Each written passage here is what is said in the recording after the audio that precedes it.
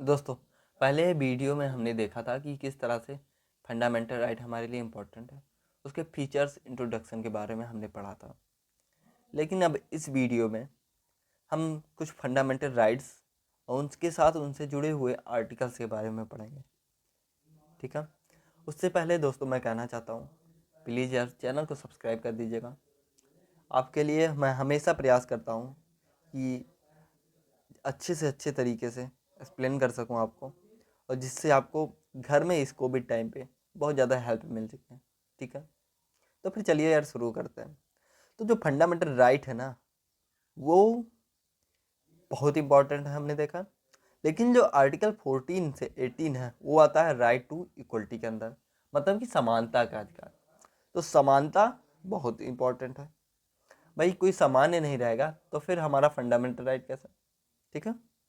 तो आर्टिकल जो 14 है ना, वो कहता है कि कोई भी, ठीक है, सरकार हो या फिर स्टेट हो, हाँ, वो किसी को इक्वलिटी, ठीक है, देने से इनकार नहीं कर सकता। उसकी नज़र में, लॉ की नज़र में, या फिर इक्वल प्रोटेक्शन ऑफ लॉ, ठीक है, with in territory of India, Bharat के किसी भी प्रांत में, ठीक है, किसी भी हिस्से में अगर कोई व्यक्ति है तो राज्य को उसको इक्वल दर्जे से देखना होगा। ठीक है। इसके साथ इस आर्टिकल के दो नोशंस हैं। ठीक है।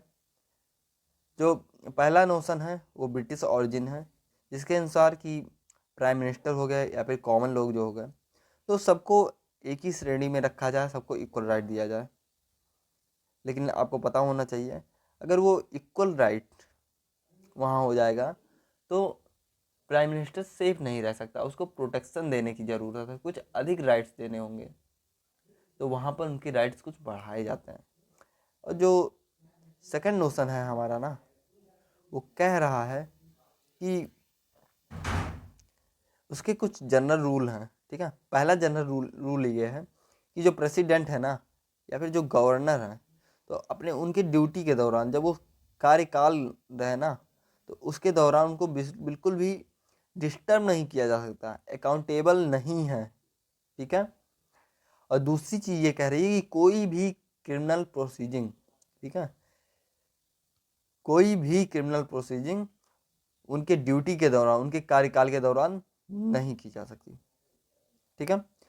कोई भी इंस्टीट्यूट उनके अगेंस्ट नहीं जा सकता। और एक और एस्पेक्ट है आर्टिकल जो कह रहा, जो है यूएस कॉन्स्टिट्यूशन से, ठीक है, जो अमेरिका का संविधान है, वहाँ से जो सिग्निफाई करता है प्रोसेस ऑफ लॉ को। आर्टिकल 15 जो है, आर्टिकल 15 जो है वो किसी भी तरीके से होने वाले डिस्क्रिमिनेशन, भेदभाव को रोकता है। किसी भी व्यक्ति से उसके सेक्स, उसके रेस, उसके कास्ट, उसके रिलीजन, या फिर उसके बर्थ, ठीक है, उसके स्टेट के हिसाब से डिस्क्रिमिनेशन नहीं किया जा सकता। नहीं, फिर भी आप देख रहे हैं कि UP, Bihar, north eastern India के लोग जब दिल्ली, मुंबई जाते हैं तो वहाँ पर डिस्क्रिमिनेशन देखने को मिलता है। इसके साथ ही साथ फैमिली में जेंडर डिस्क्रिमिनेशन देखने को मिलता है। तो डिस्क्रिमिनेशन के लिए आर्टिकल बन गए हैं, रूल बन गए हैं, कानून बन गए हैं। नहीं, फिर भी अगर देखा जाए तो ये डिस्क्रिमिनेशन होते रहते हैं। जो पार्ट सेकंड है आर्टिकल का ना, वह भी कहता है कि इंडिविजुअल और स्टेट दोनों इसके अंदर में आते हैं। कोई मान लीजिए होटल हो गया, बाथिंग घाट हो गया, रेस्टोरेंट हो गया, पब्लिक प्लेस हो गया, ये सब अलाउ हैं। ठीक है। एवरी पॉप, हर एक व्यक्ति के लिए। ठीक है। ये जैसे हॉस्टल, बाथिंग घाट, रेस्टोरेंट, पब्लिक एरियाज, ये सब हर एक व्यक्ति के लिए रहेगा जिसकी फंडिंग स्टेट करती है। ठीक है। और साथ ही इसकी ये जो आर्टिकल है ना, ये अप्लाई होता है स्टेट के लिए भी और इंडिविजुअल के लिए। इसके साथ इसमें कई लिमिटेशंस हैं, और लिमिटेशंस इम्पॉर्टेंट है। अगर लिमिटेशन नहीं रहेगा तो फिर ये इक्वलिटी नहीं हो पाएगा। जैसे कि कई लोग कहेंगे कि महिलाओं को और बच्चे को कुछ स्पेशल राइट दे दिए जाते हैं, तो ज़रूरी भी है, क्योंकि भाई महिलाएं जो हैं जेंडर डिस्क्रिमिनेशन का शिकार होती हैं। SC ST हो गए तो उनको भी कुछ स्पेशल वो दिया गया है। इसके साथ जो बैकवर्ड सेक्शन है सोसाइटी का, उसको भी 10% रिजर्वेशन गवर्नमेंट ने दिया है 103rd कॉन्स्टिट्यूशनल अमेंडमेंट एक्ट में। तो इससे हम देख सकते हैं कि किस तरीके से जो राइट टू इक्वलिटी है उसका पालन किया जाता है, डिस्क्रिमिनेशन रोक कर। ठीक है दोस्तों, मेरी आवाज़ साफ ना जा रही होगी तो माफ़ी चाहता हूँ, मेरा स्वास्थ्य सही नहीं है, मैं पॉजिटिव हूँ। ठीक है, और पूरा ध्यान रख रहा हूँ अपना। जो आर्टिकल 16 है ना, वो कह रहा है equality of status and opportunity. ठीक है, पब्लिक एम्प्लॉयमेंट कहीं भी है, मतलब भैया सरकारी नौकरी कहीं भी है ना, तो वहाँ पर भी आपको डिस्क्रिमिनेट नहीं किया जाएगा। आपकी कास्ट के, आपके रिलीजन, रेस, आपके सेक्स, इन सब चीज़ों पर कभी भी डिस्क्रिमिनेट नहीं किया जाएगा। और किस चीज़ों में? एम्प्लॉयमेंट में। ठीक है, पब्लिक एम्प्लॉयमेंट, सरकारी नौकरी में, या फिर कोई भी अपॉर्चुनिटी होगी। इसके साथ स्टेट जो है ना कुछ स्पेशल कंडीशन बना सकता है एम्प्लॉयमेंट देने का। जैसे अभी हमने बताया कि हाँ 10% रिजर्वेशन दिया गया, SC STs को रिजर्वेशन दिया गया, बैकवर्ड क्लासेस को रिजर्वेशन दिया गया। तो इस रूप में इसमें भी लिमिटेशंस हैं। आर्टिकल 17 जो है वो एबॉलिश करता है अनटचेबिलिटी को, मतलब छुआछूत को बंद करता है, रोकता है। जो कॉन्स्टिट्यूशन मेकर्स है ना, उन्हें पूरी तरीके से ट्राई किया भारत को एक अच्छा व्यवस्था देने के लिए, एक अच्छी कॉन्स्टिट्यूशन देने के लिए। उन्होंने देश को फ्री रखा किसी भी इल ट्रीटमेंट से और साथ ही साथ डिस्क्रिमिनेशन से। भारत के कहीं कोई हिस्सा हो, महात्मा गांधी ने कंसीडर किया अनटचेबिलिटी को एक बड़ा ऑफेंस। इसके साथ पार्लियामेंट ने ना अनटचेबिलिटी ऑफेंसेस एक्ट 1955 में हम एक पारित किया, जिसके अनुसार कहीं भी अनटचेबिलिटी नहीं होगी। ठीक है, आर्टिकल 18 जो है ना वो एबॉलिश करता है टाइटल को। कांग्रेस गवर्नमेंट जब आई भैया, तो उसने कुछ सिविलियन अवार्ड स्टार्ट कर दिया, जैसे भारत रत्न, पद्म अवार्ड, पद्म विभूषण, पद्म भूषण या फिर पद्मश्री। अब पद्म रत्न जो है, सॉरी भारत रत्न जो है ना, भारत का हाईएस्ट अवार्ड है यार। और इतना हाईएस्ट है कि जो भी लोग एक्सीलेंट होते हैं भारत में, साइंस के फील्ड में, literature, music, sport, dance, politics, इन सब फील्ड में उनको दिया जाता है। जब 1977 में जनता गवर्नमेंट आई ना, तो उसने क्या किया, इसको एबॉलिश कर दिया, बंद ही कर दिया। लेकिन फिर से जब इंदिरा गांधी की सरकार आई ना, तो इसको दोबारा स्टार्ट कर दिया। लेकिन स्टार्ट करने के साथ उसने यह ले आया रूल कि इन जो नामों का, ये जो पदवी है ना, इसका नाम से पहले इस्तेमाल नहीं किया जाएगा। ठीक है, कभी भी इनका नाम जो है नहीं इस्तेमाल किया जाएगा, और इस्तेमाल भी किया जाएगा तो बस सॉरी नहीं किया जाएगा। ठीक है, और इसके साथ ही साथ अभी हाल में ही कई लोगों को भारत रत्न और पद्म अवार्ड से सम्मानित किया गया, जैसे सचिन तेंदुलकर, CNR राव, और इसके साथ प्रणब मुखर्जी। ओके, अब हमारा जो दूसरा राइट है ना, दूसरा अधिकार है राइट टू फ्रीडम, वो आता है आर्टिकल 19 से 22 तक। अभी तक दोस्तों हमने 14, 15, 16, 17, 18 तक देखा। ठीक है, अब हम जानेंगे कि 19 to 22 जो है उसमें क्या है। तो इस आर्टिकल में क्या है, आर्टिकल 19 को सबसे पहले देखते हैं। तो आर्टिकल 19 जो है ना वो डिस्क्राइब करता है 6 तरीके के फ्रीडम को। ठीक है, जैसे राइट टू फ्रीडम है। ठीक है, पहला क्या था, राइट टू इक्वलिटी। तो राइट टू फ्रीडम में कैसा कैसा, पहला है स्पीच एंड एक्सप्रेशन, दूसरा है फ्रीडम फ्रॉम एसोसिएशन, तीसरा है फ्रीडम ऑफ असेंबली, चौथा क्या है, फ्रीडम ऑफ मूवमेंट, पांचवा क्या है, freedom to carry out any trade occupation, जो छठा है वो है प्रोफेशन और कॉमर्स। इसके साथ freedom to hold, acquire and dispose of property.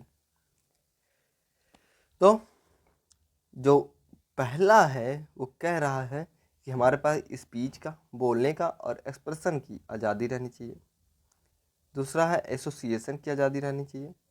तीसरा असेंबली करने की आज़ादी। चौथा मूवमेंट करने का।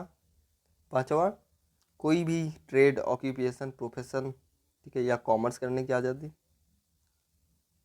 और जो छठा है वो कह रहा है कि फ्रीडम होना चाहिए कोई भी चीज़ होल्ड करने का, एक्वायर करने का या फिर डिस्पोज करने का, जैसे प्रॉपर्टी हो गया, कोई प्रॉपर्टी हो गई। तो फंडामेंटल राइट्स जो है ना, 44 अमेंडमेंट एक्ट 1978 में जनता गवर्नमेंट द्वारा जो राइट टू प्रॉपर्टी थी इसको बंद कर दिया गया था। ठीक है, ये the freedom to hold, acquire, dispose of property जो है इसको बंद कर दिया था जनता गवर्नमेंट द्वारा 1978 में। इसको क्यों बंद किया गया था हमने बताया भी था। और फ्रीडम जो है, freedom of speech and expression, इसका मतलब क्या है? इसका मतलब ये है कि कोई भी सिटीजन है उसके पास डिस्कस करने का, डिबेट करने का, क्रिटिसाइज करने का, हाँ, लेकिन इसका एक लिमिट है भाई, कि ये नहीं किसी को इतना क्रिटिसाइज कर दो, कंट्री को ही क्रिटिसाइज कर दो। डिबेट में बहुत गलत तरीके से आप कंट्री को क्रिटिसाइज कर दो, गवर्नमेंट को कर दो, तो वहाँ पर आपके ऊपर FIR भी दर्ज हो जाएगा और आप अंदर भी हो जाएंगे। ठीक है, तो फिर यार इतना ही राइट टू एक्सप्रेशन का और राइट टू स्पीच का ख्याल रखना। ठीक है, कोई भी व्यक्ति हो उसके पास राइट है, अधिकार है एसोसिएशन का और या फिर ट्रेड यूनियन क्लब का पार्ट होने का। इसके साथ जो पॉलिटिकल पार्टीज़ हैं इससे भी आप जुड़ सकते हैं डायरेक्टली या इनडायरेक्टली। वो भी जो है पॉलिटिकल पार्टी जो है वो कॉन्स्टिट्यूशन के फ्रेमवर्क के हिसाब से ही चलती हैं और कई सारे लिमिटेशंस भी हैं इस राइट में, जैसे डिफेमेशन, हाँ, contempt of court, public order, तो सिक्योरिटी, स्टेट फ्रेंडली रिलेशन या फिर friendly countries, sovereignty, integrity of country. अगर इन सब चीज़ों में कहीं भी ये राइट प्रॉब्लम करती है ना तो वहाँ दिक्कत हो जाएगा आपके खिलाफ। तो इस चीज़ों का ध्यान रखना है। ठीक है, किसी को बदनाम नहीं करना है, कंट्री के सॉवरेंटी को बचाए रखना है। इसके साथ कोई भी सिटीजन हो ना तो कोई भी कंट्री के पार्ट में जाए तो रिस्ट्रिक्ट नहीं किया जा सकता सेंट्रल या स्टेट गवर्नमेंट द्वारा कि यहाँ जाना नहीं है। कुछ एरिया हो सकते हैं, जैसे अंडमान निकोबार में एक ट्राइब है, ठीक है, वहाँ पर क्या है, जाने की अलाउ नहीं है लोगों को। तो जैसे विजिटिंग इसमें लिखा गया है साफ साफ कि visiting north eastern part of India, कि नॉर्थ ईस्टर्न के पार्ट में कुछ ऐसी जगह हैं जहाँ पर आपको नहीं जाने दिया जाएगा। ट्राइबल रीजन हो गया, क्यों? क्योंकि वहाँ पर खतरा भी है, आपको भी खतरा है, उन लोगों को भी खतरा है आपसे। ठीक है, या फिर जम्मू कश्मीर के डिस्टर्ब रीजन में तो वहाँ आप नहीं जा सकते और ना ही प्रॉपर्टी आप खरीद सकते हैं। तो एवरी सिटीजन्स के पास क्या है, राइट है असेंबली करने का, लेकिन वो पीसफुली रहनी चाहिए, ये ना रहे कि कोई प्रॉब्लम कर दे, कोई हिंसा कर दे। और अगर भैया 144 लगाया जाता है, 144, ठीक है, तो उस दौरान कुछ राइट्स भी आपके प्रोहिबिट हो सकते हैं, रोके जा सकते हैं। Freedom freedom of residence and settlement, ये अलग एक अधिकार है जो लोग इंजॉय करते हैं इंडिया में। जैसे हमने बताया कुछ एरिया ऐसे हैं, जैसे ट्राइबल एरिया हो गया जम्मू कश्मीर, वहाँ प्रॉपर्टी तो नहीं खरीद सकते, लेकिन फिर भी अधिकतर जगहों पर क्या है, आपको अधिकार दिया गया है रेजिडेंस रहने का अधिकार और ज़मीन खरीदने का, बसने का अधिकार। दोस्तों जो आर्टिकल 20 है ना, वो हमको प्रोटेक्शन देता है in the respect of conviction to an offence. ठीक है, कोई भी सिटीजन्स है वो कई सारे जो अधिकार पाए हुए हैं, प्रोटेक्शन पाए हुए हैं इस आर्टिकल के अंदर। ठीक है, जैसे पहला है, a person can be punished more than what he deserve under the law which is in operation. Sorry, यहाँ पर कांट रहना था। एक आदमी जो है वो जो भी उसने गलती की है उससे ज़्यादा पनिश नहीं किया जा सकता। दूसरा है डबल जियोपैरिडी।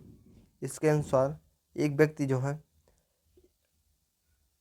एक बार से ज़्यादा एक ही गलती के लिए, एक ही क्राइम के लिए पनिश नहीं किया जा सकता। तीसरा है क्या है, a person can not be compelled to witness for any offence. ठीक है, जो आर्टिकल 21 है वो right to life and right to personal liberty की बात करता है।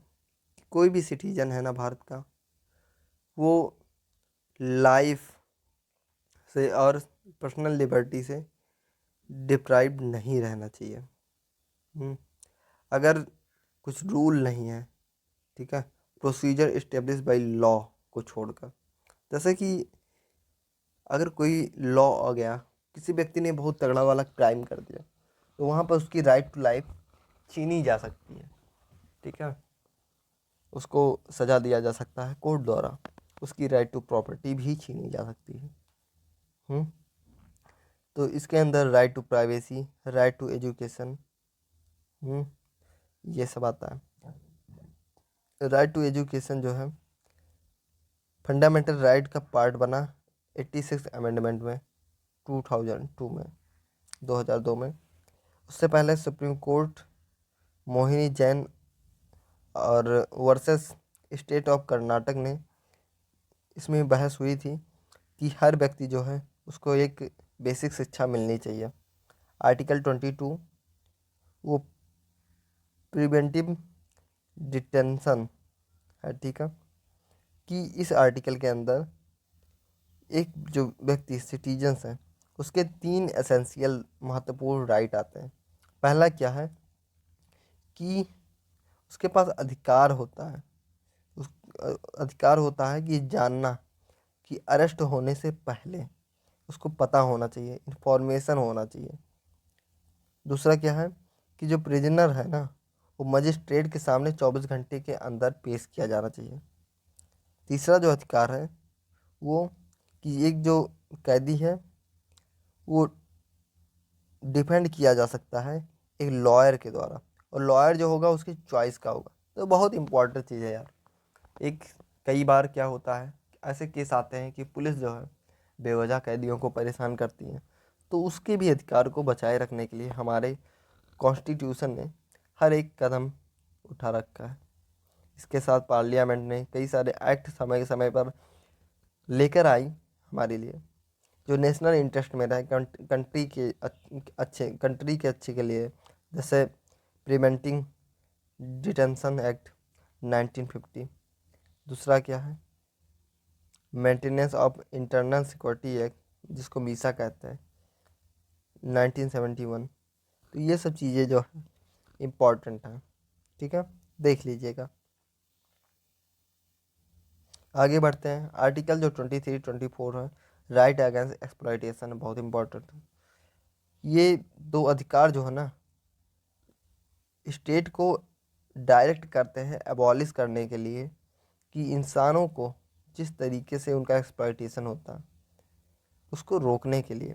तो गवर्नमेंट ने ना पार्लियामेंट में कई सारे एक्ट समय समय पर पारित किए हैं राइट अगेंस्ट एक्सप्लॉइटेशन के विरुद्ध में आने के लिए। ठीक है, जो आर्टिकल 25 से 28 है उसके अंदर आता है right to freedom of religion, कि कोई भी व्यक्ति रहे ना या कोई भी इंस्टीट्यूशन रहे, उसके अंदर अपने रिलीजन यानी कि अपने धर्म को मानने का प्रचार प्रसार करने की आज़ादी रहनी चाहिए। ठीक है, तो आर्टिकल 25 है ना, वो फ्रीडम देता है, अलाउ करता है सिटीजन्स को कि अपने आप धर्म को मानिए, उसका प्रचार प्रसार करिए, प्रैक्टिस करिए अपने पसंद के हिसाब से, और पब्लिक ऑर्डर में, हेल्थ और इसके साथ कई सारे जो मेजर हैंडीकैप्स हैं इम्प्लीमेंटिंग दिस राइट।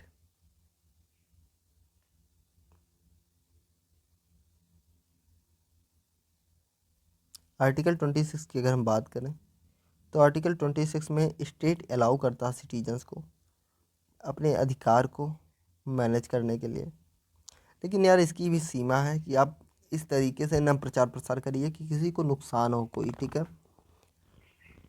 कि कोई व्यक्ति जो है वो इससे पीड़ित होता है। जैसे मान लीजिए कोई स्टूडेंट है या कोई स्टूडेंट का एरिया, वहाँ आप बहुत तेज़ी से माइक से अपने धर्म का प्रचार प्रसार कर रहे हैं, तो वहाँ प्रॉब्लम हो सकती है उन बच्चों को पढ़ने में। इसके साथ कोई अगर स्वास्थ्य संबंधी बीमारी से ग्रसित है तो उसको भी दिक्कत हो सकती है। तो वहाँ पर भी कई सारे इसकी लिमिटेशन बढ़ाने के लिए कुछ अधिकार भी लाए गए हैं, ठीक है, लोगों के, आम लोगों के। जो आर्टिकल 26 है ना, वो स्टेट को अलाउ करता है कि जो सिटीजन्स वो मैनेज करें अपना रिलीजन, जैसे हमने बताया। Article 27 prevent the state to impose taxation in organisation the religious festival. कोई भी अगर धार्मिक फेस्टिवल होता ना, कोई भी त्यौहार होता धार्मिक, तो उसमें कोई किसी भी तरीके से टैक्स नहीं लिया जाएगा, स्टेट कहता है। इसके साथ जो आर्टिकल 18 है वो कह रहा है कि स्टेट जो है वो प्रिवेंट करे, रिलीजियस इंस्ट्रक्शन दे टू एजुकेशनल इंस्टीट्यूशन। किसी भी एजुकेशनल इंस्टीट्यूशन है ना, वहाँ पर रिलीजियस, ठीक है, जो रिलीजियस इंस्ट्रक्शंस है उसको जो है प्रिवेंट करे, रोके, कहीं पर धार्मिक रूल से कोई स्कूल ना चले। एजुकेशनल एंड कल्चरल राइट की बात करें हम तो आर्टिकल 29 से 30 के अंदर आता है। ये आर्टिकल 29 अलाउ करता है माइनॉरिटी को कि उनका एजुकेशनल इंस्टीट्यूट जो है वो उनके मदर टंग में पढ़ाया जाए, उनके मातृभाषा में पढ़ाया जाए। आर्टिकल 29 है वो एक प्रोविज़न बनाता है और माइनॉरिटीज़ जो है ना उनको एक पावर देता है इस्टेब्लिश करने का अपना इंस्टीट्यूशन। इसी के अंदर में मदरसा उदरसा जैसी चीज़ आती है, सॉरी मदरसा आती है।